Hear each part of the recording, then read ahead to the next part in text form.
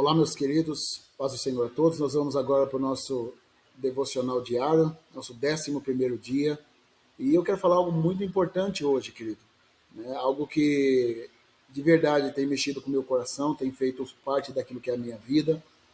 Irmãos, eu como pastor, vocês sabem que, na verdade, a gente é tratado muito, que a gente lida com pessoas. E eu sempre acreditei na minha vida, que ele continua acreditando, que as pessoas elas são o maior investimento que existe. É fato, irmãos, que hoje, se a gente for parar para pensar, muita gente está decepcionada com pessoas. E muitas vezes, querido, a luta que a gente tem é não acreditar mais no ser humano. E eu digo que isso talvez seja o pior final de carreira da nossa vida. Não acreditar mais nas pessoas. Querido, as pessoas é o maior investimento. Por quê? Porque as pessoas são eternas. Pastor, a pessoa vai morrer. Verdade, querido, o corpo. Mas a alma e o espírito, elas estão vivas. E nós sabemos, querido, que a essência do ser não está no corpo. Então o ser humano é para sempre. Então é o maior investimento, porque é algo que não vai se deteriorar. É algo que não se perde. E, querido, existe uma guerra dentro de você para que você desanime com as pessoas. Talvez a sua volta, talvez sua família. Talvez você é o tipo de pessoa hoje que parou de acreditar que as pessoas podem mudar. Talvez você tenha problema com o teu marido, talvez você tenha problema com os teus filhos. Ou você, filho, você tem problema com o pai. Eu não sei, querido, eu não estou aqui tentando adivinhar. Mas é fato, irmão, que muitas vezes nós desanimamos. E muitas vezes Satanás faz questão de nos mostrar que não vale a pena. Mas eu quero dizer para você, querido, que vale a pena. Irmãos, o que a gente precisa, na verdade, é ajustar expectativas. Acredito nisso. A gente precisa ajustar expectativas. Por quê, querido? A expectativa ela é proporcional à decepção. Se cria-se uma expectativa muito forte sobre alguém, naturalmente a decepção vai ser grande. Baixe as expectativas, querido. Entenda que sempre nós estamos lidando com um ser humano falho, que muitas vezes vai nos decepcionar, mas entenda, não deixe de lutar pelo ser humano. Não deixe de batalhar. Acredite ainda, não deixe isso morrer dentro de você. Acredite, querido, existe algo dentro de nós que clama, que busca para ajudar pessoas, mudar histórias, ajudar vidas e fazer a diferença. Pastor, mas pessoas têm defeito. Fato. As pessoas têm defeitos, querido. Mas até debaixo de defeitos, nós podemos ajustar e trabalhar e viver, querido, em unidade, dentro do propósito daquilo que Deus estabeleceu. Esse devocional eu quero falar sobre isso, o maior investimento. E eu quero começar com a história, querido, de um soldado. Eu quero começar com a história de um soldado, né, que finalmente estava voltando para casa após uma terrível guerra no Vietnã, uma das piores guerras que existiu, tá? E esse soldado ele ligou para os seus pais que moravam em São Francisco, né? E ele disse algo muito interessante, né? O filho está dizendo: mãe, pai, eu estou voltando para casa, mas eu tenho um favor para pedir para vocês. Eu tenho algo, uma petição. Eu tenho algo para que vocês possam fazer por mim. Irmãos, quando a mãe atende o telefone, o pai está ali do lado, eles ficam empolgados, eles ficam alegres por saber que o seu filho está voltando, querido. Eles ficam cheios de alegria. O filho que não via há muito tempo. Os pais, claro, meu filho, estão emocionados. Eles peçam o que você quiser. A gente não vê a hora de ver você, pode pedir o que você quiser. O filho disse algo muito interessante: eu tenho um amigo e eu gostaria de levar ele comigo para casa, né? Os pais disseram: claro, meu filho, nós adoraríamos conhecê-lo. Se é seu amigo, é amigo nosso também, pode trazer, claro que pode. O filho disse: pai, só que tem um probleminha. Algo que vocês precisam saber antes que eu leve. Ele foi terrivelmente ferido na última batalha que a gente teve aqui, sendo que ele pisou numa mina e perdeu um braço e uma perna. O pior é que ele não tem nenhum lugar para onde ele possa ir. E por isso eu quero que ele vá morar conosco. Eu quero poder ajudar ele nessa situação difícil. Os pais disseram: eu sinto muito ouvir isso, meu filho. Nós talvez possamos ajudá-lo a encontrar um lugar onde ele possa morar, onde ele possa viver tranquilamente, né?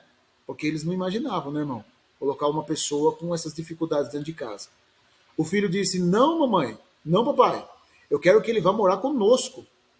Eu quero que ele fique junto conosco. Os pais, filho, disseram para ele: filho, não dá. Você não sabe o que você está pedindo para a gente. Alguém com tanta dificuldade seria um grande fardo para nós. Nós temos pessoas próprias, né? Nós temos as nossas próprias vidas. Nós não podemos deixar uma coisa né, intervir. Isso vai mudar em toda a nossa maneira de viver.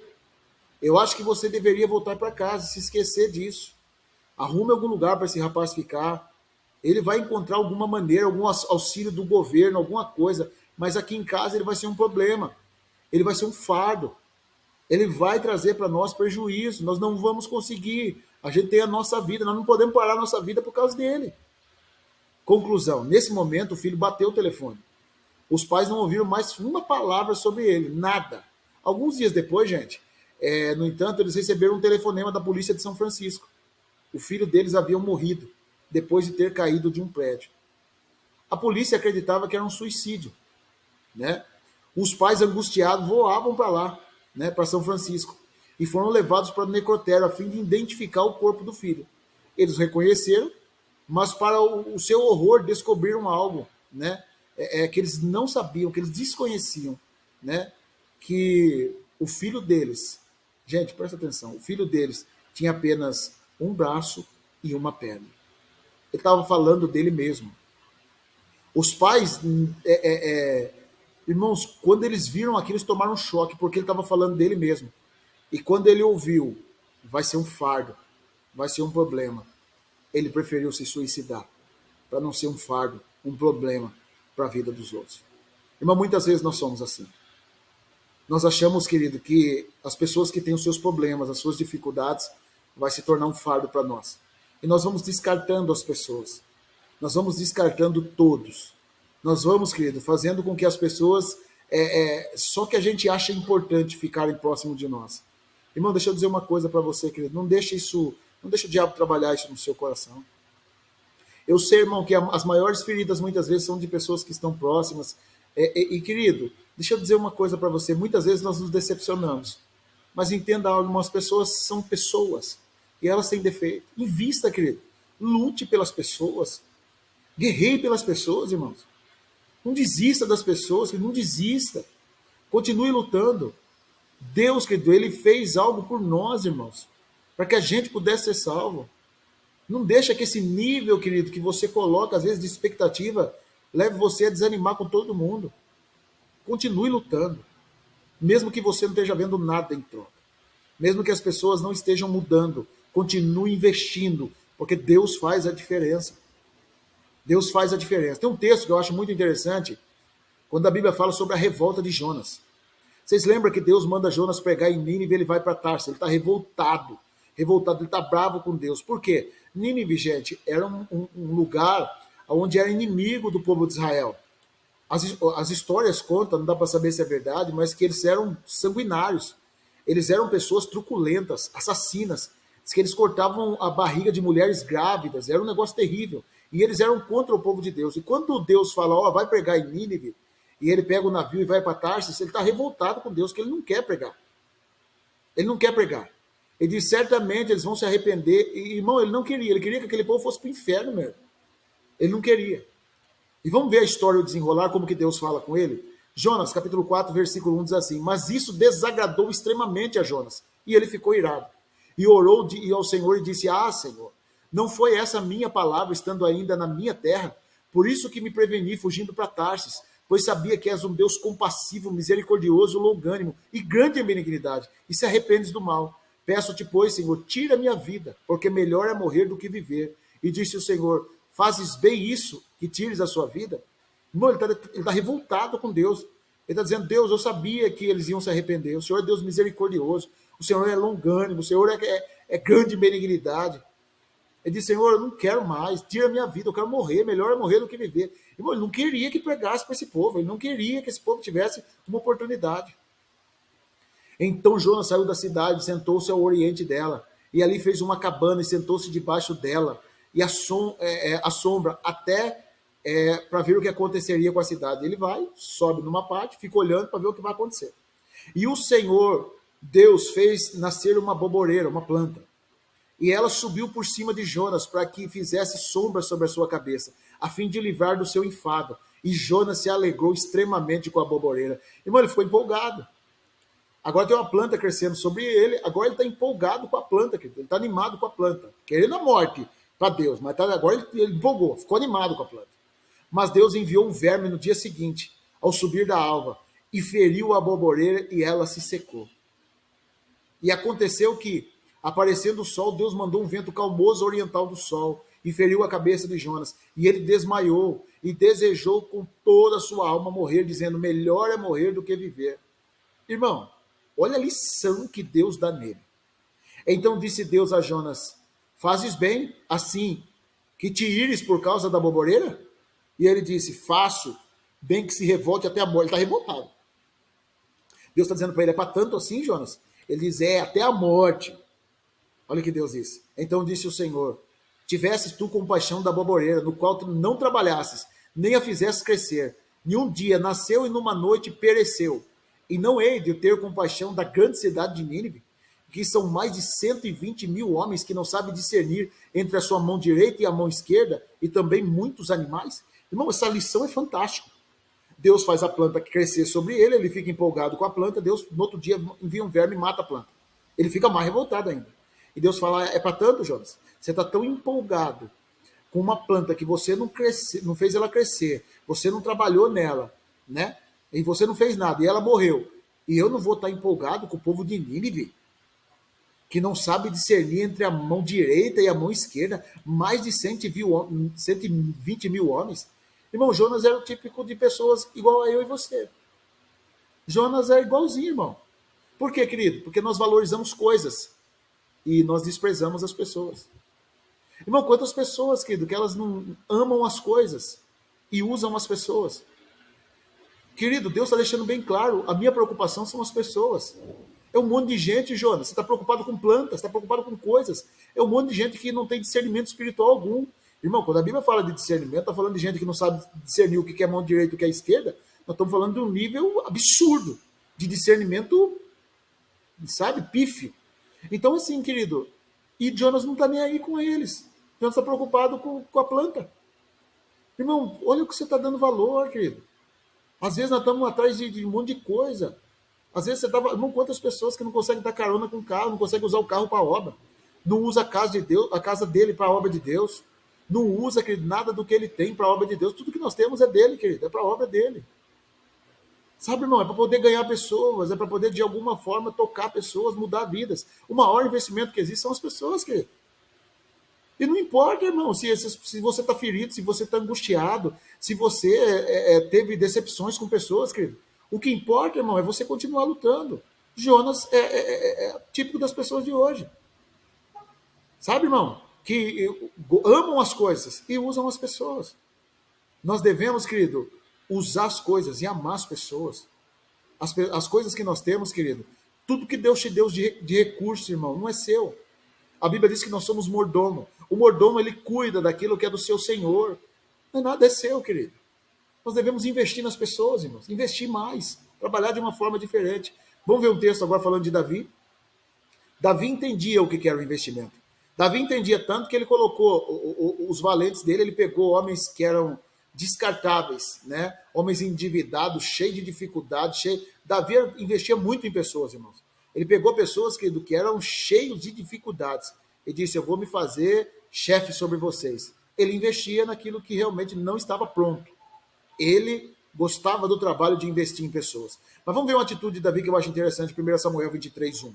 Né? A Bíblia diz assim, ó, olha Davi dizendo, querido, né? Ó, diz assim: e foi anunciado a Davi, dizendo: eis que os filisteus pelejam contra Keila e saqueiam as eiras. E consultou Davi ao Senhor, dizendo: irei eu, ferirei os filisteus? Irmão, ele faz uma pergunta para Deus, ele vai consultar a Deus. Deus, eu vou lutar contra os filisteus? O Senhor disse a Davi: vai, ferirás os filisteus e livrarás a Keila.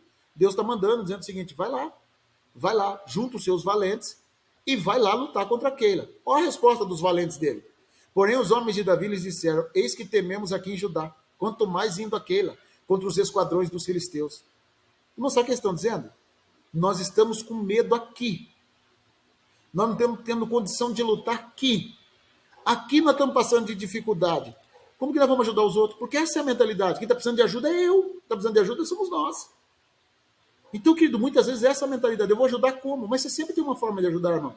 Você sempre consegue ajudar.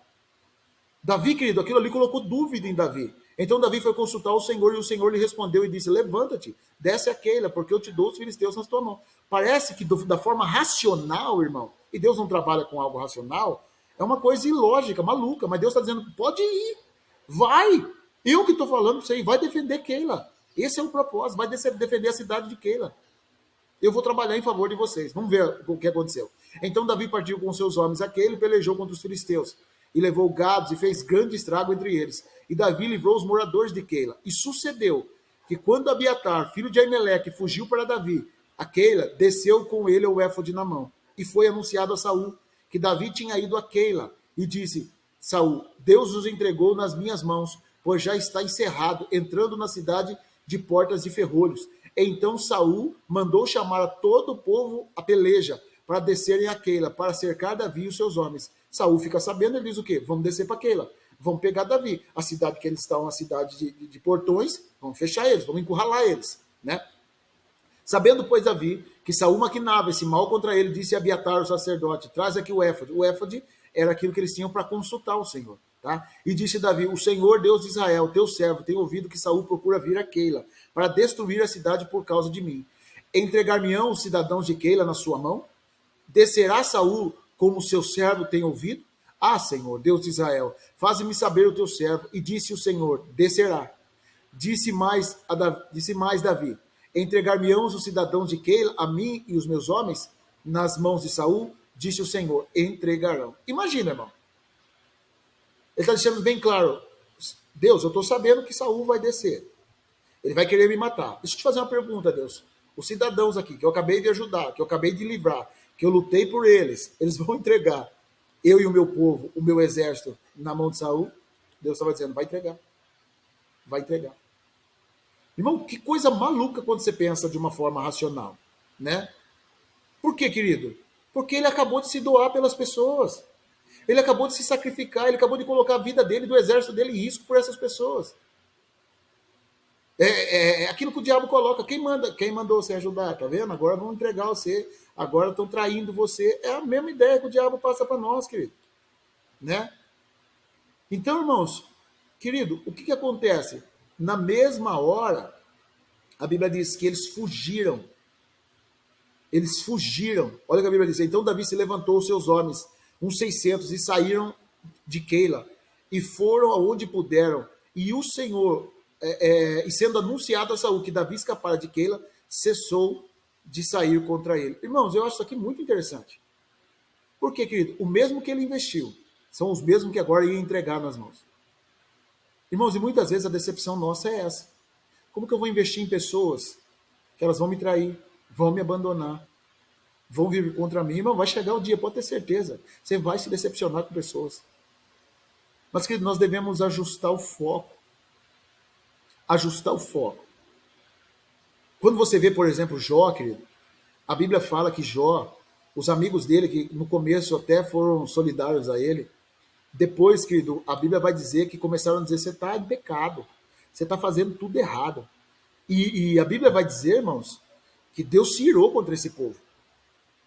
Mas Deus fala algo muito interessante. Deus fala assim: ó, a minha ira vai vir sobre vocês. Mas vai lá, porque o meu servo Jó vai orar por vocês. Ah, irmão.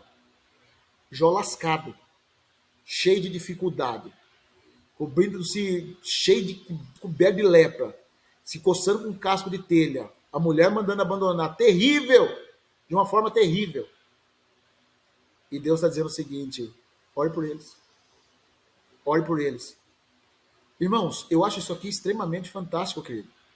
Porque, irmãos, dentro de toda essa situação que ele está vivendo, ele ainda está orando pelos outros. É isso, querido, é investir em pessoas. Ele poderia estar dizendo: eu vou orar coisa nenhuma, eu quero que eles se arrebentem. Não, ele estava continuando a investir em pessoas. E a Bíblia diz: quando Jó orou, Deus virou o cativeiro dos seus amigos.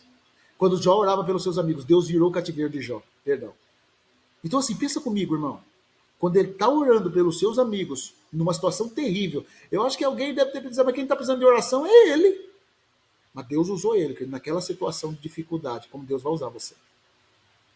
Não deixa de investir nas pessoas. A gente tem que ajustar o foco. Pastor, mas Pastor, o ministério é muito difícil, a vida de lidar com as pessoas é muito difícil. Faça, querido, de uma forma diferente, com um pensamento diferente. Jesus disse que um dia nós vamos chegar diante dele, vamos dizer, Senhor, ele vai dizer para nós, eu tive fome, você me desse de comer. Eu tive sede, você me desse de beber. Eu estava na prisão, você fosse me visitar. Eu estava nu e você me vestiu. Alguém vai dizer para ele, Senhor, quando foi que nós fizemos isso? Ele vai dizer, quando você fez a um dos meus pequeninos, a mim você fez. Irmão, quando você está fazendo as coisas para as pessoas, você não está fazendo para as pessoas. Você está fazendo para Jesus. Ele está dizendo o seguinte, você fez aos meus pequeninos, é a mim que você está fazendo. A gente deve olhar Jesus por trás das pessoas, irmãos. A gente deve valorizar as pessoas, lutar por elas, querido. Lutar. Eu sei que eu estou falando com gente que se decepcionou. Eu muitas vezes me decepcionei, mano. Muitas vezes o diabo colocou na minha cabeça, e é uma frase que ela é recorrente. E talvez tenha passado na sua mente também várias vezes. A gente não precisa passar por isso. Irmãos, a gente não precisa passar por isso. Deixa eu dizer uma coisa para você, querido. Eu quero honrar o sacrifício de Jesus na cruz. Se ele passou, irmão, eu vou passar também. Se ele foi traído, se ele foi humilhado e continuou amando, continuou acreditando, de 12 homens, né, que abandonou ele, ele fez um milagre terrível depois e mudou a história do mundo. Eu não vou continuar lutando pelas pessoas. Eu vou investir. Eu vou lutar. Eu não vou desanimar. Não pare de lutar pelo seu marido. Não pare de lutar pela sua esposa.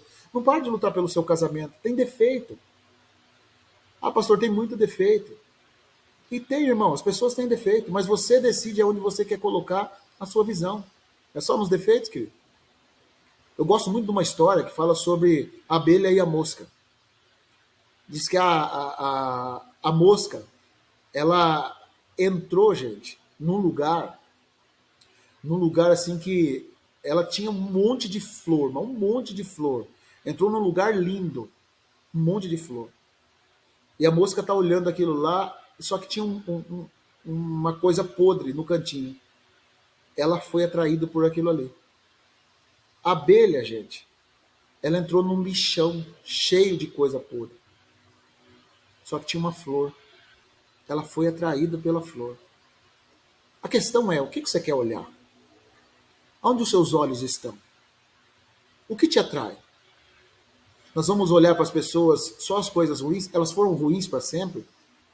Elas viveram de uma forma ruim para sempre? Ajuste o seu olho, querido. Essa pessoa que talvez está com você, talvez ela tenha coisas boas, talvez te proporcionou momentos bons. Não desista das pessoas, querido. Continue lutando. Ajuste a sua forma de olhar. Ajuste a sua forma de ver. Porque se você começar a olhar de uma forma errada, sabe, irmão, eu fico pensando, nós vamos chegar a um tempo onde a gente vai limar todo mundo. Onde a gente vai se afastar de todo mundo. Porque muitas vezes é o nosso padrão, querido. Só nós que prestamos. Lute, invista nas pessoas. Mesmo com todos os defeitos dela. Continue investindo. Quero orar por você, Pai, em nome de Jesus. Nós clamamos a Tua presença. Cremos em Ti. Nós sabemos que não é fácil, Deus. Eu não estou aqui, Senhor, apontando uma fórmula mágica. Mas a Tua palavra diz, Senhor, que nós devemos amar as pessoas, assim como o Senhor nos ama. E Deus, eu creio, Senhor, Deus, nesse propósito. Nós queremos investir. Nós queremos ajudar. Nós queremos continuar buscando e investindo nas pessoas. Nos ajuda. Nós sabemos que as pessoas são falhas, como nós também somos. Mas nós queremos ajustar o nosso foco. Cuidar, amar, investir. Poder trabalhar nas pessoas. E saber, Deus, que que está por trás é o Senhor. E aquilo que o Senhor fez por elas e por nós. Querido, que Deus abençoe você. Não abandone. Não rejeite. Você tem a responsabilidade de cuidar. Cuide. Cuide. Não desista de ninguém. Deus tem um propósito com você. Deus abençoe, em nome de Jesus.